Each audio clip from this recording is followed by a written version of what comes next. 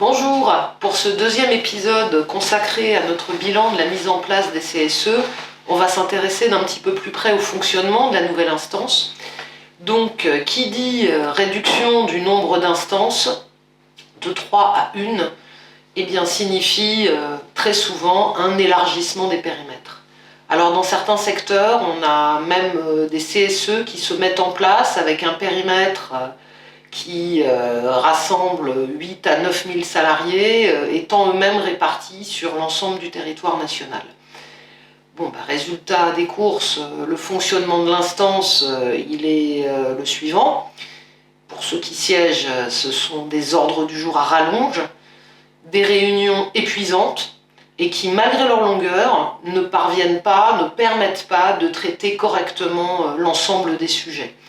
Donc pour se résumer, on peut dire qu'on a une instance qui frôle l'engorgement et qui est très éloignée du terrain.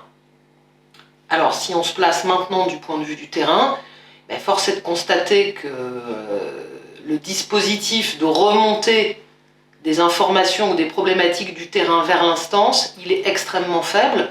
Pour rappel, le Code du travail a prévu une seule ligne, il est possible de mettre en place des représentants de proximité. Alors possible, donc ce qui signifie que ce n'est pas une obligation. Donc nombre d'entreprises ne se sont pas saisies de cette possibilité. Donc là, on est dans un... Voilà, on n'a rien, niveau représentation et remontée depuis le terrain. Et quand ces représentants de proximité ont été mis en place, comme le Code du travail ne définit absolument pas leur mission, c'est un petit peu la porte ouverte à tout et n'importe quoi. Ce qu'on constate le plus souvent, malgré tout, c'est que ces représentants ont des prérogatives exorbitantes par rapport aux moyens qui leur sont alloués, et deuxièmement, que ces représentants sont isolés. C'est-à-dire qu'ils ne siègent ni aux réunions du CSE, ni aux réunions de la commission SSCT.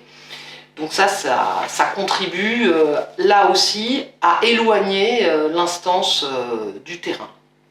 Donc au global, ce dispositif, il nous paraît, CSE d'un côté, RPX éventuel de l'autre, porteur de deux risques majeurs.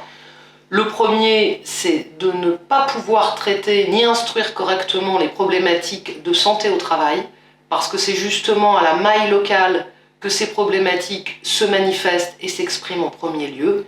Et le second risque, c'est que les élus perdent relativement en crédibilité vis-à-vis des salariés qu'ils représentent.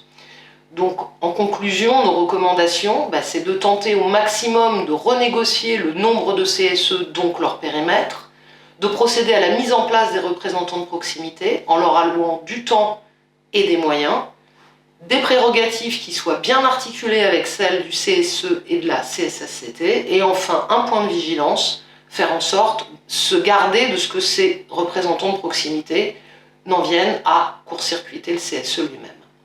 Merci.